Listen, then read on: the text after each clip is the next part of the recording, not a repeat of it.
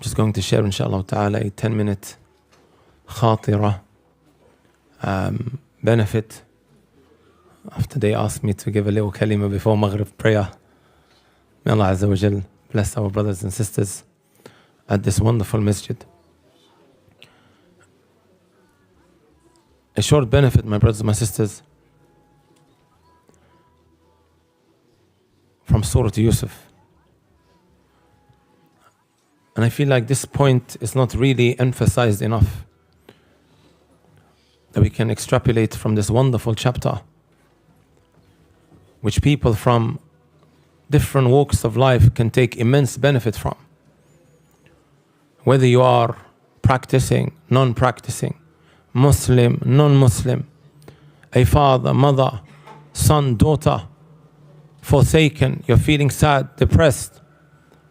Surah Yusuf, my brothers and my sisters, honestly has gems and benefits that bring so much comfort to one's heart. As Ibn Ata, Abu al-Abbas once mentioned, لا يسمع سورة يوسف محزون إلا استراح إليها. Never does someone who is going through sadness, then he listens to Surah Yusuf except that he will find comfort in it. However, unfortunately, what seems to have happened is that we have this very secular type of approach with the Quran. Only when certain things go wrong in our lives, we might pick up the Quran, we recite it a little bit, and then a couple of days later we continue where we left off.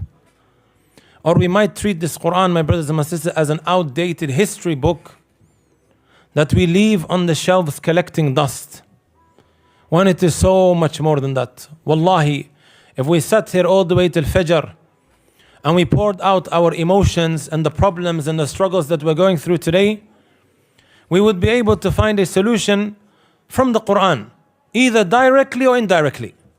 It's all there. Right?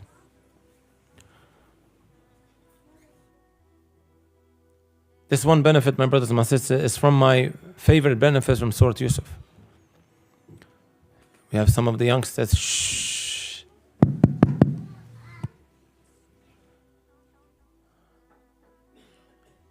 Two names of Allah subhanahu wa ta'ala that were mentioned 3 times in Surah Yusuf, coupled together.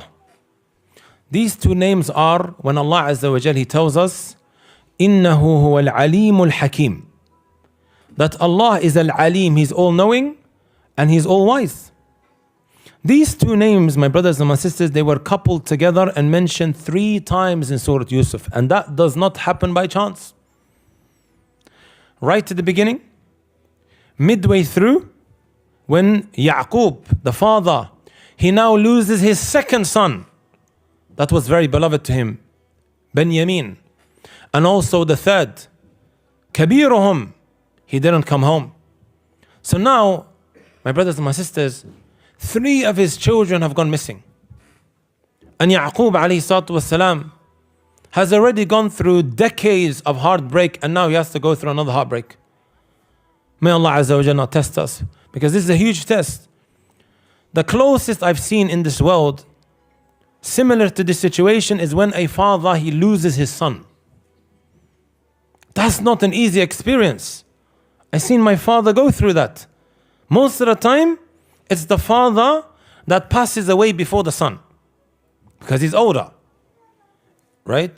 Sometimes Allah Azza wa Jal tests a father to lose his children before he has departed from this world. And we know our Prophet Muhammad sallallahu alaihi wasallam, he lost 6 out of his 7 children in his lifetime.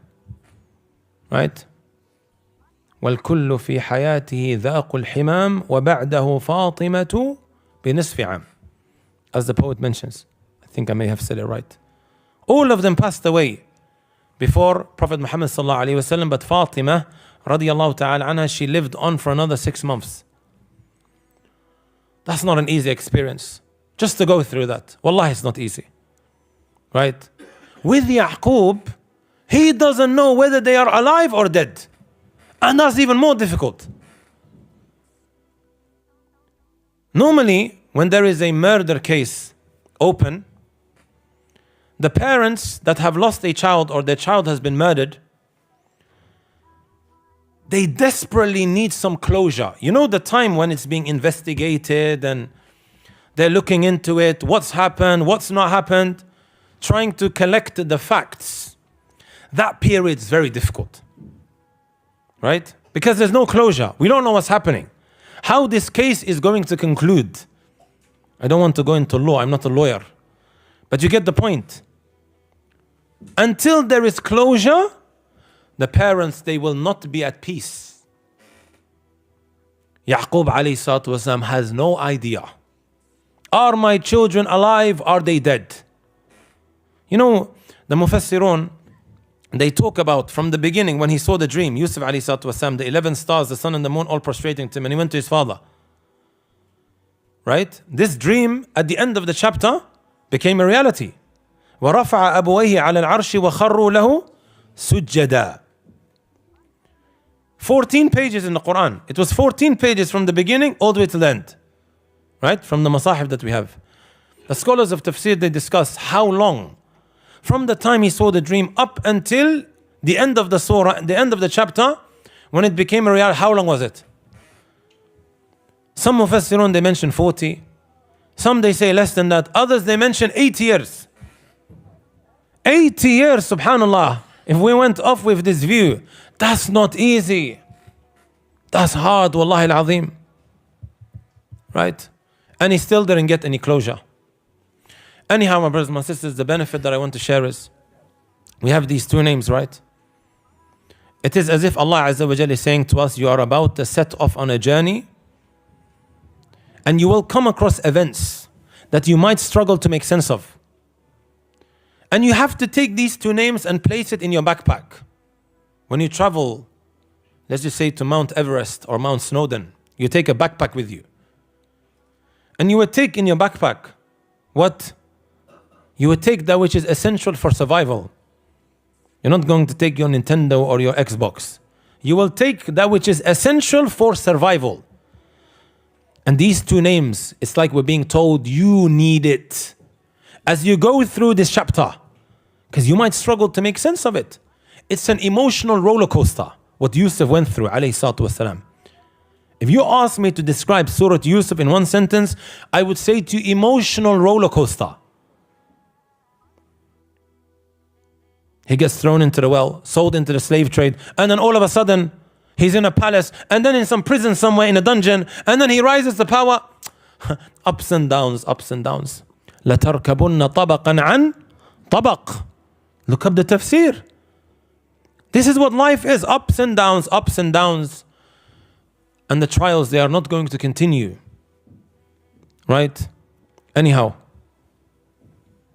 every human being needs these two names. Allah is saying to Yusuf, Yaqub, and anyone else that's going through troubles, I am fully aware of what you're going through. I am al-alim. Every step that you take, every move that you make, don't think I am not aware. Allah is saying. But also remember that I am al-hakim. And that everything happens for a reason, whether you can make sense of it or not. Sometimes we struggle to understand why is it happening. Years go past, and it makes sense later on. Oh, if that didn't happen, I wouldn't have this today. I always tell the youngsters this who are looking to get married. He tries everything in his power to get married to Halimo.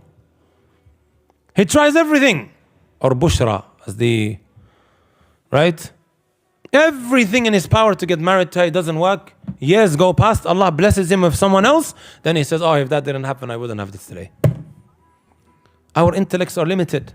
We're going to struggle to make sense of certain things. So that's why these two names you find mentioned 3 times. Even when you look at where Allah placed it. By the way, guys, this doesn't happen by chance. Allah is very selective of where He puts His ayat. So it's right at the beginning, midway through, and then right at the end. نتقلب بين هذه الأسماء. Right? أو في هذه الأسماء.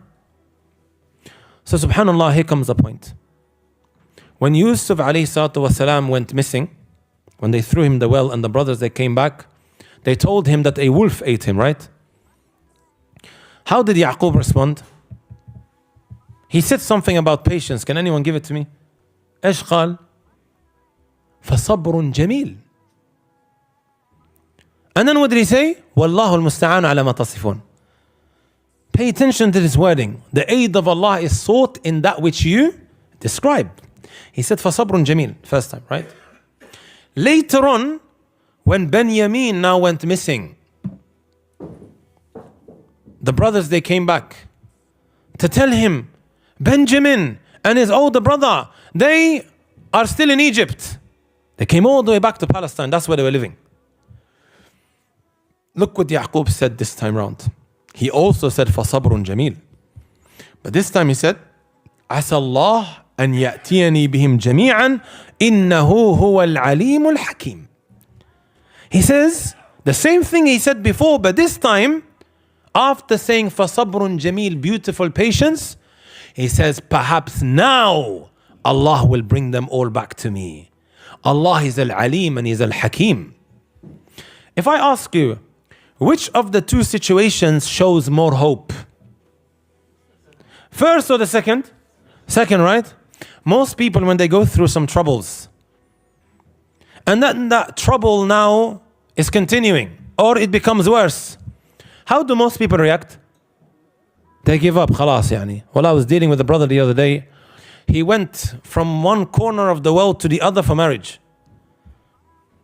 And this brother, mashallah, is a handsome brother. Right? He went and subhanallah, he got catfished. Right? And he said to me on the phone, Wallahi, khalas, I think it's written down for me to become like Al-Imam Al-Nawawi or Ibn Taymiyyah. Both of them, did they get married? He goes, khalas, I've tried too much. Too many times I've tried. I don't think I will get married. I said to him, Ya Shaykh, al-bala'u muwakkalun bil-mantiq. Be careful what you say with your tongue. It might end up becoming a reality, then you will have a problem. That's how we are as human beings. If you go through a difficulty, and that difficulty now intensifies, or it happens again, you'll be like, khalas, it's finished. I can't take this anymore. But Yaqub, he reacted differently. He has more hope now. What do the scholars say? And this is what I want to finish off with. That when you go through a hardship and a difficulty, and that difficulty now intensifies, hang in there. Hang in there. Don't throw in the towel. Don't give up. Because now the faraj is qareeb. The relief is just around the corner. Right? The opening that you've been looking for, the relief is just around the corner. Just hang in there a little bit more. And that's exactly what ended up happening. He had more hope. Subhanallah, the second time round. And he's connecting it with these two names of Allah Azza wa Jal.